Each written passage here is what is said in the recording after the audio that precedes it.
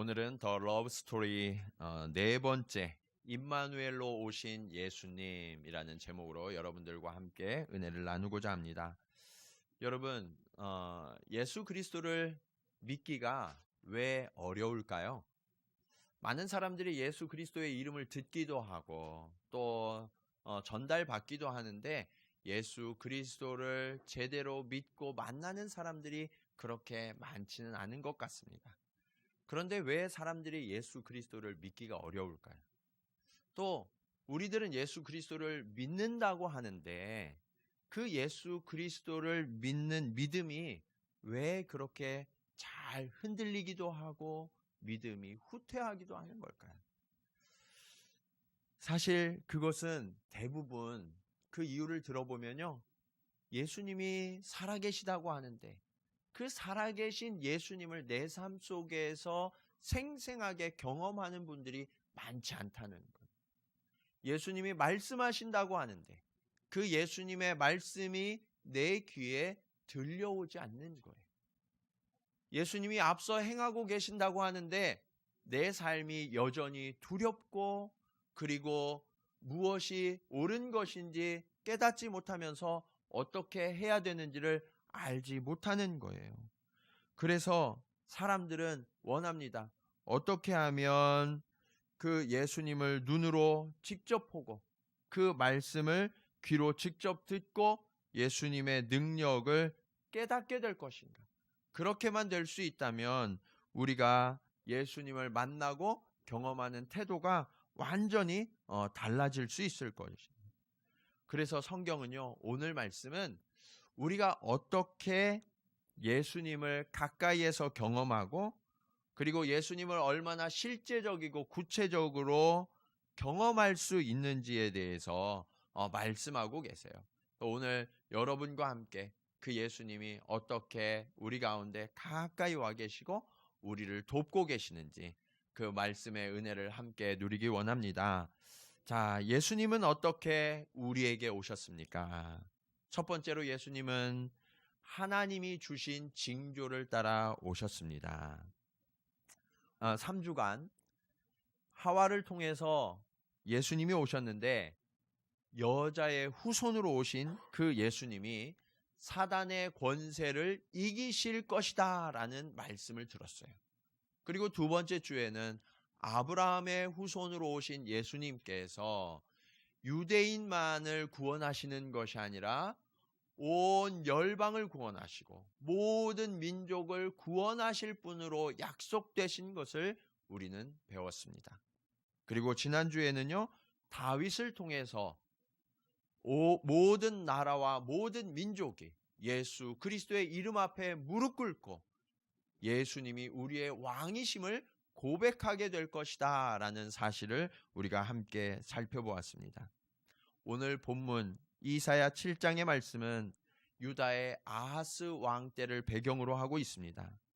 하나님께서 이사야 선지자를 통해서 예수 그리스도가 오시기 700년 전에 이야기를 친히 징조로 말씀해 주고 계시는 거예요.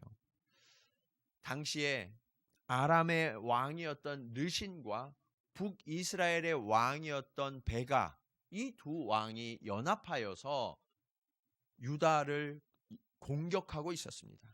수많은 군대를 이끌고 아주 맹렬한 공격을 하고 있었어요. 그러자 이 두 나라가 연합해서 쳐들어온다는 소식을 들은 이 이스라엘의 왕과 백성들의 마음이 어떠했냐면 오늘 2절에 보시면 왕의 마음과 그 백성의 마음이 숲이 바람의 흔들림 같이 흔들렸더라라고 말씀하고 있어요. 어떻게 흔들렸다고요? 네, 네. 숲에 바람이 흔들리는 것처럼. 바람이 지나가면 나무들이 어때요? 제자리에 있고 싶어도 있지 못하고 계속해서 흔들린다는 거예요. 두려움이 닥치자 왕의 마음이요, 그처럼 요동하고 있었던 거예요. 하나님 앞에 집중해야 되는데 하나님께 집중하지 못하고 그 마음이 지속적으로 흔들리고 있었다라고 말씀하고 있어요. 그런데 하나님이요, 우리의 마음을 얼마나 잘 알고 계셨던지요, 그 흔들리는 마음을 위로하기 위하여서, 격려하기 위하여서 4절에 이렇게 말씀하고 계세요. 4절에 보시면 하반절에 심히 노할지라도 이들은 연기나는 두 부직갱이 그루터기에 불과하니 두려워하지 말라, 낙심하지 말라라고 말씀하고 있어요. 여러분 혹시 부직갱이를 아세요? 우리 젊은 청년들은 부직갱이를 모를 수 있는데요. 부직갱이는 아궁이를 뗄 때 그 방을 따뜻하게 하기 위해서 옛날에 그 난방 시설이 아궁이에요. 자, 그런데 그 아궁이에 불을 뗄 때 거기에 나무나 여러 가지 연료들을 넣거든요. 근데 이게 잘 그 속 안에까지 들어가도록 긴 나무 막대기로 이렇게 밀어 넣어요. 그럴 때 사용하는 게 부직갱이에요. 근데 이 부직갱이는 시간이 지나면 어떻게 되냐면 나무들을 태우느라고 이걸 자꾸 밀어 넣으니까 부직갱이에 자꾸 불이 붙어요.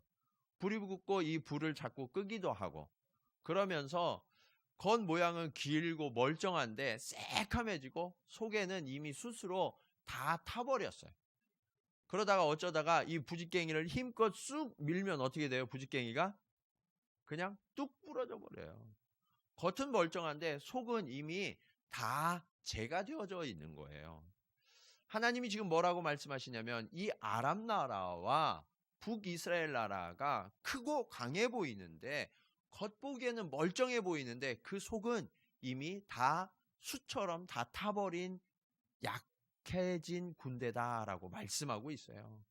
그러니까 너희는 그 아람 나라와 그 이스라엘 군대가 아무리 연합해서 너희를 공격한다 할지라도 두려워하지 말고 낙심하지 말아라.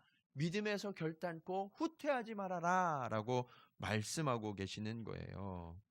여러분, 그러면서 하나님은요, 하나님께서 친히 아하스 왕과 유다 백성들을 그리고 예루살렘 성을 지켜주시겠다라고 약속하시면서 그 약속을 보여줄 보증으로 한 가지 징조를 요청하면 내가 그 징조를 보여줄게 라고 말씀하셨거든요.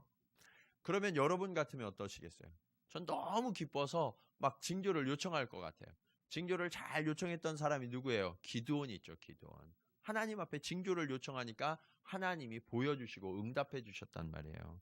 그런데 이 아하스 왕은요, 뭐라고 이야기하냐면 제가 어떻게 감히 하나님을 시험할 수 있습니까? 제가 징조를 요청할 수는 없어요 라고 완곡히 거절합니다. 겉보기에는요, 아주 좋은 믿음의 표현이었던 것 같아요. 그리고 하나님을 시험하지 않겠다는 겸손한 표현이었던 것 같아요. 그런데요, 사실은 그런 게 아니었어요. 아하스 왕은요, 하나님을 의지해서 하나님을 믿었기 때문에 하나님이 지켜주실 것을 신뢰했던 게 아니라 사실은 하나님을 믿을 수 없는 분이어서 하나님이 우리를 지켜주실 만한 그런 능력이 없는 것 같아서 하나님께 묻지 않고 징조를 구하지 않겠다라고 이야기했던 거예요. 그러면서 이 아하스 왕은 무엇을 했냐면 사신을 보내서요, 아수르, 당시에 가장 강한 나라였던 이 아시리아에 사신을 보내 동맹을 맺고 우리나라를 지켜달라고 요청하고 있었어요. 하나님을 의지한 것이 아니라 세상의 힘과 권력을 의지하고 있었던 것이 아하스 왕이었어요. 여러분, 지금도요, 이런 사람들이 많이 있어요. 아하스처럼. 겉보기에는 신앙생활을 잘하는 것 같아요. 말하는 걸 들어보면 그 사람의 믿음이 정말 대단한 것 같아요. 하나님이 우리를 지켜주실 거야. 나는 하나님을 신뢰해. 그렇게 말하는데 막상 고난이 닥치고 어려움이 닥치면 하나님 앞에 엎드리고 하나님을 의지하는 것이 아니라 사람에게 먼저 달려가고 사람에게 엎드리고 어떤 힘과 권력, 재능 이런 것들을 의지하려고 하는 사람들이 얼마나 많은지 몰라요. 여러분, 그런데요, 하나님은 그러한 중심을 아실까요? 모르실까요? 너무나 잘 아시죠. 찔려서 대답 안 하시는 거예요? 네. 하나님은요, 그 중심을 너무나 정확하게 잘 알고 계신단 말이에요. 그래서 하나님이 보실 때 이 사람이 지금 나를 신뢰하고 있는 건가? 아니면 입술로만 그렇게 말하고 있는 건가 하는 것을 하나님이 간파하고 계세요. 그런데도요, 그 하나님이 얼마나 좋으신 하나님이냐면, 그렇게 아하스 왕이 하나님을 의지하지 않고 아수르를 의지하고 있음에도 하나님이요, 일방적으로 그래도 내가 너와 함께 할 거야, 그러면서 징조를 약속해 주세요. 이것이 하나님의 사랑이에요. 우리는 하나님을 거절하고 하나님을 잊고 있을 때에도, 하나님께 손을 내밀고 있지 않을 때에도 하나님은 여전히 우리의 손을 붙들어 주시고 우리를 지키시고 우리와 함께 하시는 은혜의 아버지 하나님이심을 믿으시기 바랍니다. 그 하나님이 우리와 함께 하고 계시기 때문에 우리는 늘 승리할 수 있고 안전히 거할 수 있는 거예요. 여러분, 그 하나님이요, 이제 징조를 보여주세요. 하나님은 어떠한 징조를 보여주셨습니까? 그것이 오늘 말씀의 두 번째 교훈이에요. 예수님은 처녀의 아들로 오셨습니다. 오늘 말씀 11절에 보시면 하나님이 징조를 내게 구해라 라고 말씀하시는데, 그 징조를, 어떤 징조를 구하라고 말씀하시냐면, 깊은 데에서든지 높은 데에서든지 어디서든지 어떤 징조를 다 구해도 내가 다 이루어 줄게 라고 말씀하고 계세요. 그 얘기는 뭐예요? 내가 지금 이 보여주는 징조는 아무리 어려운 것이라도 다 들어줄 거고, 그 약속은 어떤 약속이냐면, 너희를 아무리 강한 군대가 압제하고 공격해와도 그 군대로부터 내가 반드시 너희를 지켜줄 거야 라고 말씀하고 계시는 거예요. 그래서 하나님이요, 인간에게 징조를 구하라고 그랬는데 징조를 구하지 않았잖아요. 거절했잖아요. 그러니까 하나님이요, 인간으로서는 도저히 상상할 수도 없는 그런 놀라운 징조를 약속하시는 거예요. 그 징조가 뭐예요? 오늘 본문 말씀이에요. 14절 말씀에 보라, 처녀가 잉태하여 아들을 낳을 것이요. 여러분, 이게 말이 돼요, 안 돼요? 안 돼요. 처녀가 잉태해서 어떻게 애를 낳을 수가 있어요? 불가능한 얘기죠. 이성적이지 않아요. 과학적으로, 의학적으로 전혀 증명될 수 없는 그런 이야기를 하나님이 지금 하고 계신 거예요. 근데 이 말씀이 어떤 말씀으로 주셨다고요? 하나님이 우리를 지켜주시고 우리를 구원하시겠다는 징조로 약속하신 말씀이라는 거예요. 여러분, 하나님은 신실하신 하나님이심을 믿으십니까? 하나님은요, 하나님이 말씀하신 것을 반드시 지키시는 분이세요.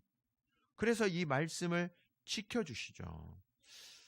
누가복음 1장 34절 말씀 우리 한번 찾아보겠습니다. 신약성경 누가복음 1장 34절. 우리 다 같이 한번 한 목소리로 읽도록 하겠습니다. 시작. 마리아가 천사에게 말하되 나는 남자를 알지 못하니 어찌 이 일이 있으리이까. 하나님께서요, 천사를 통하여서 마리아에게 예수 그리스도를 낳게 하시겠다라고 말씀하셨어요. 하나님이 그 약속을 친히 이루어 주신 거죠. 처녀에게서 아들이 태어나도록 하나님이 약속을 이루어 주셨어요. 그런데 그 당사자인 마리아도 너무나 놀라운 거예요. 믿어지지 않는 거예요. 내가 남자를 알지 못하는데 어떻게 나에게 이런 일이 일어날 수 있습니까? 그러자 35절에 천사가 이렇게 말합니다. 성령이 내게 임하시고 지극히 높으신 이의 능력이 너를 덮으시리니 이러므로 나실 바 거룩한 이는 하나님의 아들이라 일컬어지리라. 여러분, 이것이 그리스도인들이 믿는 믿음의 핵심이에요. 다른 것을 믿는 것이 아니라 예수 그리스도께서 성령으로 나셔서 우리와 모든 인류를 구원하러 오셨다. 이것이 우리가 예수 그리스도를 믿는 이유라는 거예요. 그런데 여러분, 우리가 한번 생각해 보자고요. 하나님이 이 세상을 창조하셨음을 믿으십니까? 하나님이 이 세상을 창조하실 때 인간을 무엇으로 창조하셨어요? 흙으로 창조하셨죠. 아무것도 없는 데서 흙을 빚으셔서 인간을 창조하셨어요. 그렇게 흙으로 인간을 만드신 하나님이시라면 한 여인을 준비하여서 그 여인의 태에 성령으로 예수 그리스도를 창조하실 수 있는 분이심을 믿으시기 바랍니다. 하나님은요, 전능하신 하나님이세요. 그 하나님은 넉넉히 이 일을 이루실 수 있는 하나님이시라는 거예요. 왜냐하면 이 하나님이 인간의 씨로 오지 않고 성령으로 잉태하셔야 되는 이유가 있거든요. 고린도전서 15장 47절에 보면 첫사람은 땅에서 났으니 흙에 속한 자이거니와 둘째 사람 이 예수님은 하늘에서 나셨느니라 라고 말씀하고 계세요. 우리를 구원하시기 위하여서 신이신 예수님께서 직접 이 땅에 내려오셨다는 거예요. 하늘로부터 오셨다는 거예요. 그렇게 하신 이유가 무엇이냐? 예수님은 우리가 첫 주에 살펴본 것처럼 여자의 후손으로 오셨죠. 그런데 오늘 말씀해 보면 처녀의 아들로 더 구체적으로 약속되어져 있고요. 그렇게 오신 이유가 무엇이냐면 죄인의 씨를 따라서 오시면요, 죄인들을 구원할 수 있어요, 없어요? 없어요. 죄인이 어떻게 죄인을 구원해요? 죄인을 대속해서 구원하려고 그러면 의로워야만 하거든요. 순결하고 거룩해야만 하거든요. 그래서 거룩하신 성령으로 잉태되신 하나님의 아들로 오신 분, 그분이 예수 그리스도이시고, 예수 그리스도는 의롭고 거룩하셔서 죄인된 저와 여러분을 구원하신다라고 성경은 약속하고 계시는 거예요. 여러분, 이것이 바로 여자의 후손, 그리고 처녀의 몸에서 나실 예수 그리스도를 약속하신 이유예요. 저는 사실 오늘 이 말씀을 설명하기 위하여서 지난 3주간 연속적으로 말씀을 전해왔던 거예요. 예수 그리스도의 오심은요, 하나님이 어느 날 갑자기 예수 그리스도를 확 보내셔서 우리를 구원하신 게 아니에요. 인류가 타락한 직후부터 하나님은 인류를 회복하실 생각을 품으셨어요. 그리고 그 계획을 계속해서 잊지 않고 이루어 오고 계시는 좋으신 아버지 하나님이심을 성경은 말씀하고 있는 거예요. 이제 한 달 후면 우리는 성탄절을 맞이하게 됩니다. 예수님의 오심은요, 단순히 어떤 한 인류가, 한 인간이 태어난 것을 말하는 것이 아니에요. 그 순간을 이야기하는 게 아니라는 거예요. 저와 여러분을 위하여서 아주 오래전부터 계획하신 그 하나님의 섭리를 따라 인간의 몸을 입고 거룩하신 성령에 의해서 보냄을 받은 예수 그리스도가 이 땅에 오신 순간, 그것이 바로 성탄절 크리스마스다라고 성경은 증언하고 있는 거예요. 여러분, 마태복음 1장 22절을 보시면 천사가 예수 그리스도의 아버지이신 요셉을 찾아갑니다. 그리고 그에게 이렇게 말해요. 이 모든 일이 된 것은 주께서 선지자로 하신 말씀을 이루려 하심이라. 예수님이요, 처녀의 몸에서 나신 이유가 뭐라고요? 하나님이 하신 그 말씀을 그대로 이루시기 위하여서 이렇게 하셨다라고 말씀하고 있는 거예요. 하나님은 다 미리 말씀해 놓으셨고요, 그 말씀을 따라 하나하나 다 증명해서 이루고 계신다라고 말씀하고 계시는 거예요. 그리고 그것을 이루시는 하나님은 전능하신 하나님, 전지하신 하나님이셔서 모든 것을 다 하시고 모든 것을 정확하게 이루시는 하나님이시다라고 성경은 약속하고 계세요. 자, 그런데 이 처녀에게서 오신 예수님, 이 처녀에게서 오신 예수님의 또 다른 이름을 갖고 계세요. 그 예수님이 어떤 분이시냐? 오늘 말씀의 마지막 교훈인데요, 예수님은 임마누엘로 오셨습니다. 여러분, 예수님은요, 성령으로 잉태하신 하나님의 아들이심을 믿으십니까? 그 예수님의 오심은 저와 여러분을 구원하시기 위하여 오셨음을 믿으십니까? 그런데요, 그렇게 예수님이 성령으로 잉태하셔서 저와 여러분을 구원하셨다는 그 사건으로만 예수님의 의미가 끝나는 게 아니라는 거예요. 더 특별한 의미가 오늘 말씀에 소개되고 있어요. 오늘 본문과 동일한 그 말씀 구절이 신약성경 마태복음 1장 23절에 써 있어요. 우리 한번 찾아보겠습니다. 신약성경 마태복음 1장 23절 말씀 함께 찾아보시겠습니다. 자, 마태복음 1장 23절 찾으셨으면 우리 다 같이 한번 읽도록 하겠습니다. 시작. 보라, 처녀가 잉태하여 아들을 낳을 것이요 그의 이름은 임마누엘이라 하리라 하셨으니 이를 번역한즉 하나님이 우리와 함께 계시다 함이라. 아멘. 그 이름이 뭐라고요? 임마누엘. 임마누엘의 뜻이 뭐예요? 하나님이 우리와 함께 계신다. 하나님이 우리와 함께 계신다는 거예요. 저는 서두에 여러분, 우리 사람들이 예수 그리스도를 잘 믿지 않은 이유가 하나님을 볼 수 없고 경험할 수 없고 들을 수 없어서 사람들이 예수님을 잘 믿지 않는다라는 질문으로 오늘 설교를 시작했어요. 그런데 하나님은 전혀 뜻밖의 대답을 우리에게 해주시죠. 하나님이요, 보다 구체적으로 우리와 함께하고 계신다는 거예요. 생생하게 우리 삶에 간섭하고 계시고 우리를 지키시고 돕고 계신다라고 말씀하고 계셔요.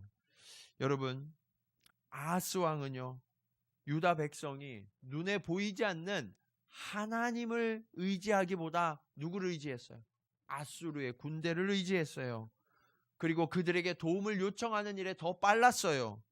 그런데 하나님은요, 아수르보다 더 강하고 더 실제적이고 더 분명하게 유다 나라를 지켜주신 하나님으로 말씀하고 계세요.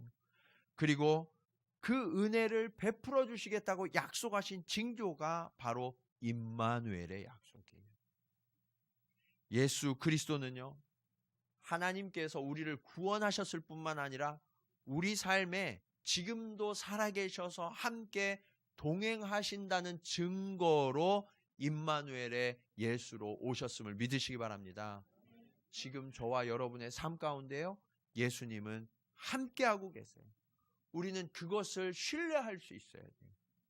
이것을 깨닫지 못하기 때문에 예수님을 믿기가 어렵고 예수님을 믿어도 믿음에서 자꾸 후퇴하고 낙심하는 거예요. 그런데 여러분, 그 임마누엘의 예수님이 얼마나 우리를 사랑하시고 우리에게 중요한 분인지 우리가 한번 살펴보려고 해요. 예수님이 이 땅에 오셔서 그 임마누엘의 예수님이 되신 순간부터 예수님이 하신 일은 무엇이냐?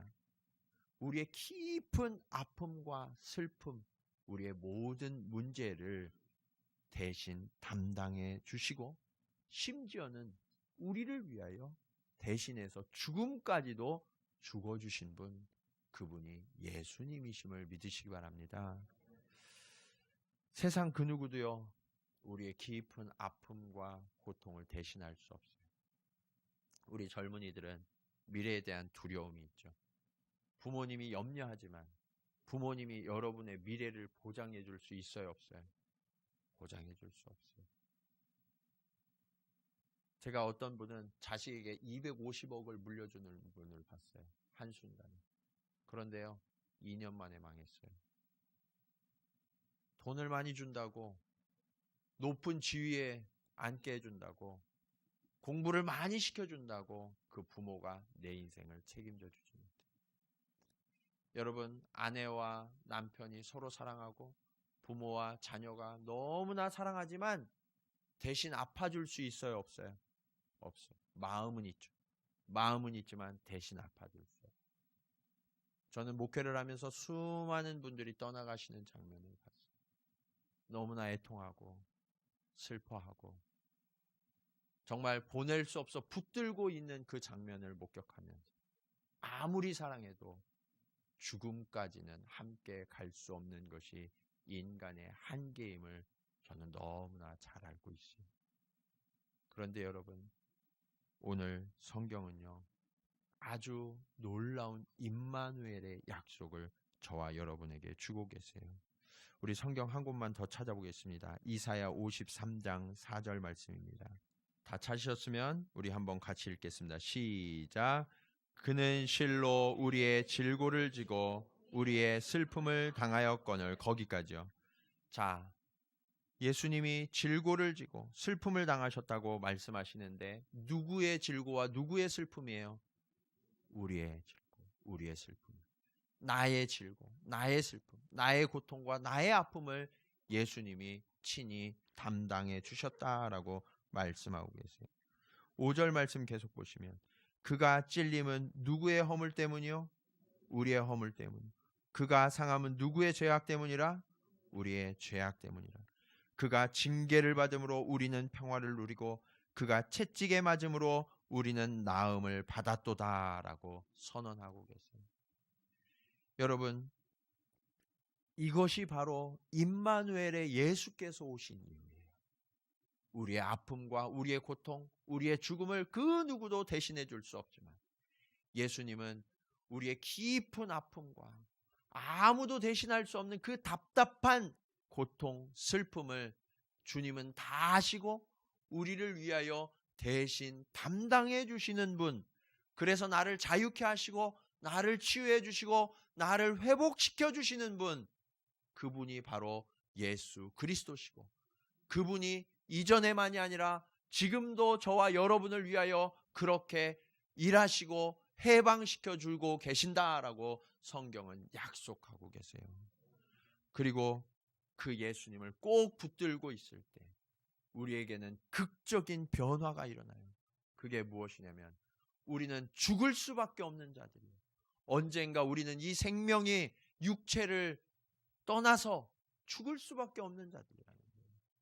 그런데 그 순간 예수 그리스도를 믿는 믿음이 있다면 우리는 죽음으로 끝나지 아니하고 영원한 생명을 소유하게 된다라고 성경은 약속하고 계세요. 여러분, 이것이 임마누엘의 약속이에요. 우리는 죽음의 순간 함께 할 수 없어요. 누구도 그 자리에 함께 들어가지 못해요. 그러나 예수님은 우리를 위하여 친히 십자가에서 그 죽으심을 담당하셨어요. 그리고 그 죽음의 깊이와 그 고통과 그 아픔을 너무나 잘 아셔서 우리를 죽음으로부터 빼앗아 승리케 하신 분, 그분이 바로 예수님이세요. 그리고 그 죽음이 더 이상 우리를 지배하지 못하게 우리의 생이 끝나는 순간 우리의 삶에 찾아오셔서 우리를 일으키셔서 하나님 아버지의 영원한 나라로 이끌어 가시고 그곳에서 영원한 즐거움과 기쁨과 축복의 삶을 살도록 임마누엘 해주시는 분, 그분이 바로 예수 그리스도시다라고 성경은 약속하고 계세요. 임마누엘의 주님은 단순한 구원의 순간으로 끝나는 것이 아니라 그 순간 이후로부터 하나님의 나라에 들어간 그 영원의 시간까지 저와 여러분을 지키고 계심을 믿으시기 바랍니다. 이 주님은 저와 여러분의 삶을 획기적으로 바꿔놓으시는 분이고 우리 삶의 모든 아픔과 고통, 우리가 당하고 있는 모든 문제를 해결해 주시는 분이시다라고 말씀하고 계세요. 이제 이 주님을 신뢰하시기 바랍니다. 이 주님만 의지하시기 바랍니다. 그러면 그 주님의 음성이 들려올 거예요. 그 주님의 일하심이 보일 거예요. 여러분보다 앞서가셔서 여러분을 위하여 일하고 계시는 그 주님의 손길을 깨닫게 될 거예요. 이것이 저와 여러분에게 주신 임마누엘의 약속이에요. 여러분, 이 임마누엘의 약속이 이제 더 이상 우리를 두렵게 하지 아니하고 자유케 하며 하나님의 기쁨과 감사의 삶을 시작해 하셨음을 믿고 이제 그 주님을 손 꼭 붙들고 날마다 주님과 동행하는 저와 여러분 되시기를 주님의 이름으로 간절히 축원합니다. 기도하시겠습니다.